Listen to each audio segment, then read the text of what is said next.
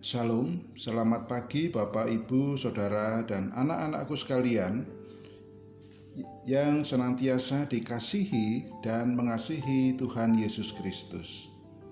Semoga kita semua hari ini dalam keadaan sehat dan sukacita. Pagi ini, Kamis tanggal 1 April 2021, kembali kami hadir dalam program Renungan Satu Hati, Sapaan Tuhan tiap pagi. Namun sebelum kita mendengar firman Tuhan, mari kita bersatu di dalam doa. Tuhan Bapa kami yang Maha Kasih, saat ini kami datang ke hadirat-Mu untuk mengucap syukur atas pimpinan dan penyertaan Tuhan dalam istirahat kami semalam, sehingga kami dapat bangun pagi ini menikmati hari baru pemberian Tuhan dengan kesehatan dan kesegaran yang baru. Tuhan, saat ini kami hendak membaca dan merenungkan sebagian sabda Tuhan. Untuk itu, mampukan kami untuk mendengar dan memahami apa yang menjadi kehendak-Mu. Dalam Kristus Yesus Tuhan kami, doa ini kami naikkan. Amin. Tema besar kita pada bulan April ini adalah Jalan serta Yesus. Sedangkan subtema hari ini adalah Pengganti, yang didasari firman Tuhan dari kitab Yesaya 53 ayat 5 sampai dengan 6 yang akan dibacakan oleh anak kita Bubun, salah satu jemaat pra-remaja GKJ Condong Catur. Silahkan Dek Bubu. Bacaan firman Tuhan pagi ini terambil dari Yesaya 53 ayat 5-6 yang demikian. Tetapi dia tertikam oleh karena pemberontakan kita, dia diremukkan oleh karena kejahatan kita, ganjaran yang mendatangkan keselamatan bagi kita ditimpakan kepadanya, dan oleh bilur-bilurnya kita menjadi sembuh. Kita sekalian sesat seperti domba, masing-masing kita mengambil jalannya sendiri. Tetapi Tuhan telah menimpakan kepadanya kejahatan kita sekalian. Demikian firman Tuhan. Terima kasih Dek Bubun. Bapak Ibu yang terkasih, istilah pengganti dalam sebuah peran adalah seseorang yang menggantikan, apakah itu aktor, aktris, atau bahkan atlet utama dalam sebuah adegan, baik itu film, sinetron, ataupun bahkan sebuah event dalam sebuah pertandingan. Pengganti ini diperlukan apabila yang pertama, peran utamanya tidak ada atau berhalangan. Yang kedua, tidak ada yang bersedia atau sanggup melakukan sebuah tindakan tersebut. Dan yang ketiga, adanya rasa kasih sayang ataupun solidaritas, sehingga yang bersangkutan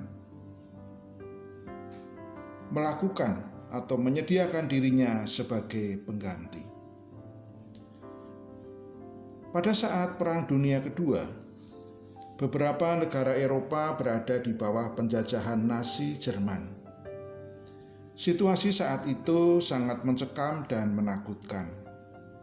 Siapa saja yang berani menegur dan mengkritik yang berbau Jerman pasti akan ditangkap dan dipenjara. Seorang pastor bernama Maximilian Kolbe memprotes tindakan kesewenangan tersebut, dan lalu Kolbe pun ditangkap dan dipenjara.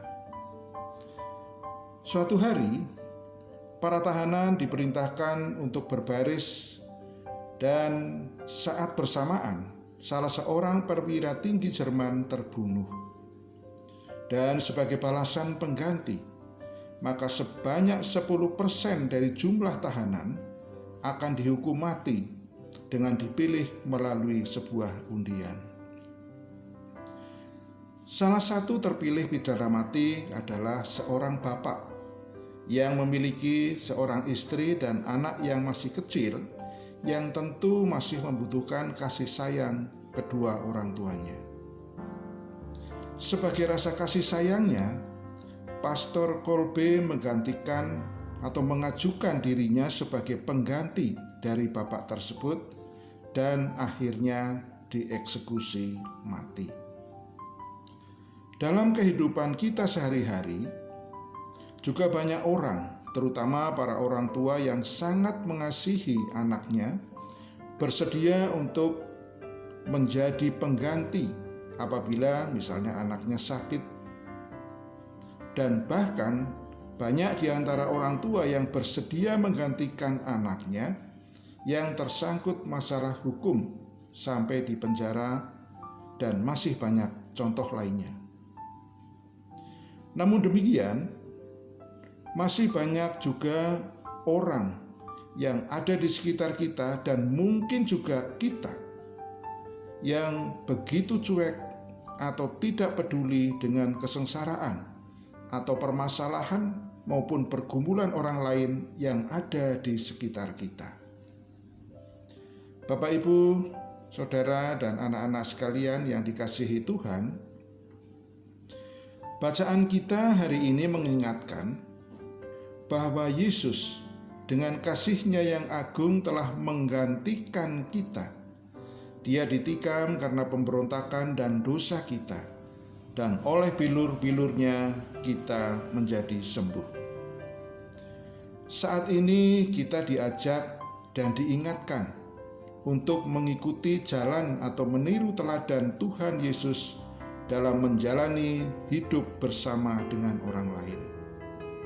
Untuk itu, apakah kita bersedia senantiasa mengasah kepekaan untuk mengenali pikiran dan perasaan Tuhan Yesus dan mengasah kesediaan berkorban dan menganggap kepentingan orang lain lebih utama daripada diri sendiri?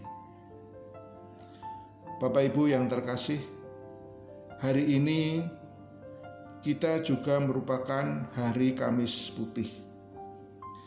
Adalah saat di mana Yesus membasuh kaki murid-Nya, melakukan perjamuan terakhir, dan akhirnya Yesus ditangkap di Taman Getsemani.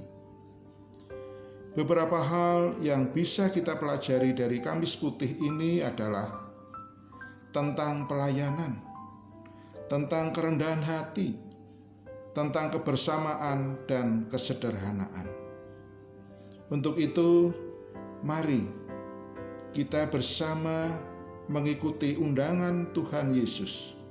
Kita bersama ambil bagian dalam sakramen perjamuan, yang di dalamnya kita meyakini bahwa Roh Kudus telah dicurahkan bagi kita dengan pengorbanan Putranya yang tunggal sebagai pengganti penebusan atas dosa-dosa kita. Amin. Mari kita berdoa.